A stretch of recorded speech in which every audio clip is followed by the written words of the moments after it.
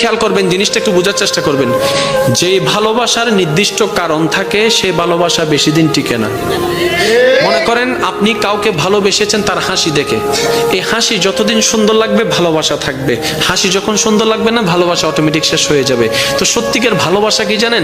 যে ভালোবাসার কোনো নির্দিষ্ট কারণ থাকে না, যে ভালোবাসা অন্তর থেকে হয়ে যায়, অনুভব থেকে হয়ে যায়, নির্দিষ্ট কারণ খুঁজে পাবেন না, না আপনার হাসি দেখে হয়েছে, না আপনার চোখ দেখে হয়েছে, না আপনার ব্যবহার দেখে হয়েছে, কোনো কারণ ছাড়া আপনি অটোমেটিক আপনার অন্তরে ফিল চলে আসলো, আপনি ভালোবাসা শুরু করলেন, যেটা আপনি দেখেন নাই, না দেখে ভালোবাসা শুরু করেছেন। দেখবেন এই ভালোবাসা কখনো শেষ হবে না। মনে রাখবেন এটা রহমানের দরবার থেকে স্বামীর অন্তরে স্ত্রী, স্ত্রীর জন্য স্বামীর জন্য আসা ভালোবাসা। কেমন ভালোবাসা? এই ভালোবাসা কখনো ডিভোর্স আনবে না, কারণ সে সারা জীবন কেটে যাবে কেন ভালোবাসি কেন ভালোবাসি এই কারণ খুঁজতে খুঁজতে জীবনেই চলে যাবে, জীবনেই শেষ হয়ে যাবে, ডিভোর্স হওয়ার কোনো সম্ভাবনা আর থাকবে না। বলেন না সুবহান।